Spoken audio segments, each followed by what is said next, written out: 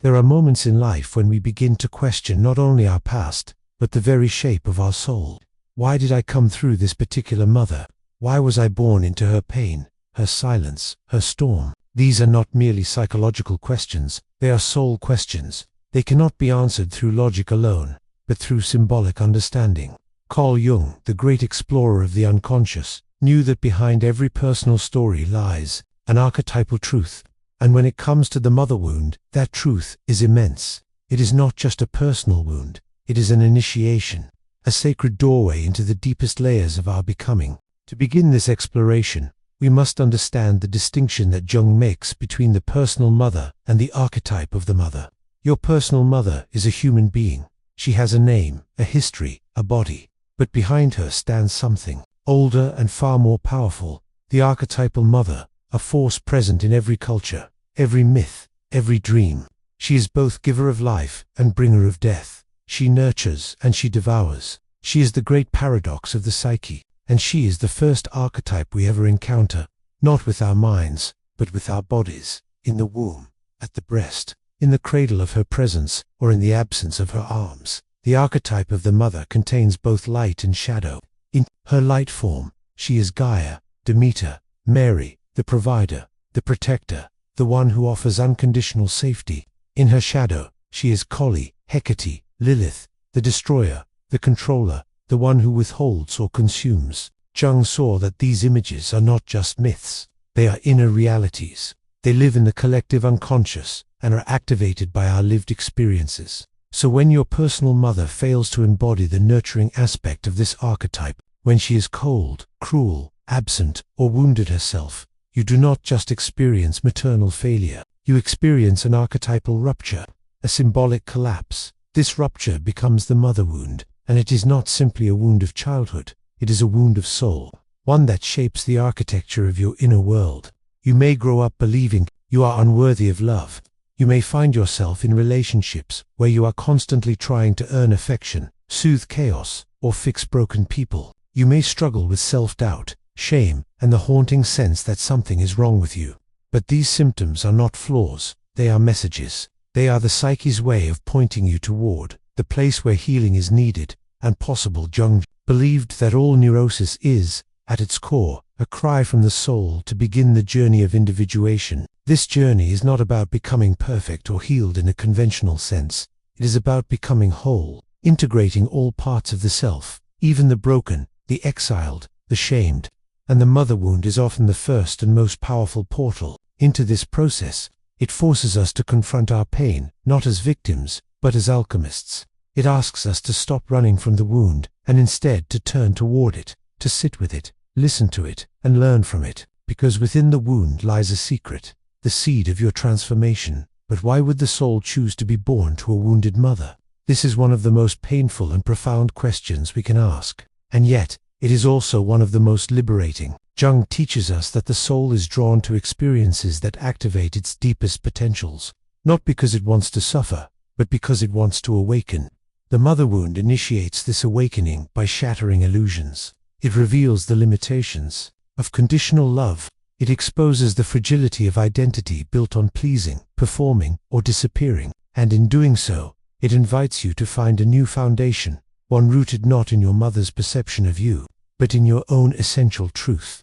This truth is not easy to access. It often requires years of inner work, dreams, therapy, spiritual exploration, and solitude. It requires descending into the underworld of your psyche, confronting the inner child who still waits for a mother that never came, and then making the radical decision to become that mother for yourself, not in a superficial or self-help way, but in a deep, symbolic sense, to reparent your own soul, to offer yourself the presence, the compassion, the boundaries, and the love that you once lacked.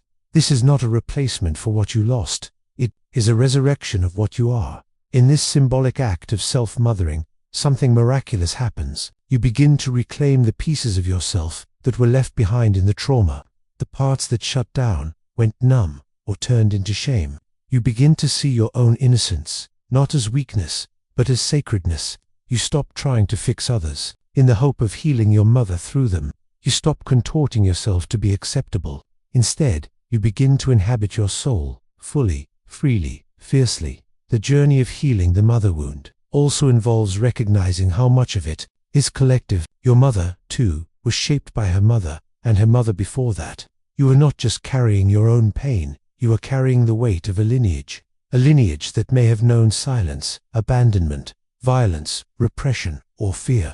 A lineage that may never have known what true nurturing looks like. But here you are, aware, awake, willing to break the cycle. This is not a small task. It is a spiritual initiation, and Jung would say, it is no accident that it came to you. One of Jung's great contributions to psychology was the idea that the path to the self always leads through the shadow, and the mother wound is often the first shadow we encounter. It is the place where love and fear coexisted, where we learned to abandon ourselves to survive, to be good rather than authentic, to stay small rather than risk rejection. But individuation requires the opposite. It requires courage, the courage to see clearly, to grieve deeply, to feel the rage that was never allowed, and then to create a new inner reality, one that is not defined by the past, but informed by it.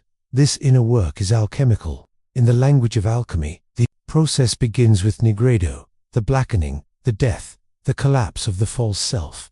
This is the stage where everything falls apart, where the grief, the rage, the despair rise up like fire. Most people try to escape at this stage, but Jung invites us to stay, to surrender to the darkness, because only then can we move into the albedo, the whitening, the cleansing, the illumination that comes after the descent.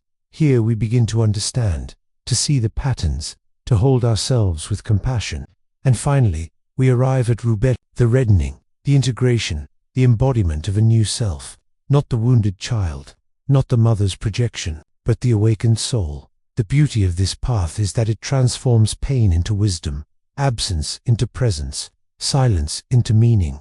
The very wound that once threatened to destroy you becomes the source of your inner authority. You stop looking for external validation and begin to trust your own knowing. You no longer seek to be saved. You become your own sacred witness. Your mother may never change. She may never apologize, understand, or heal, but you will. And that is enough. Jung reminds us that the goal is not perfection, but wholeness.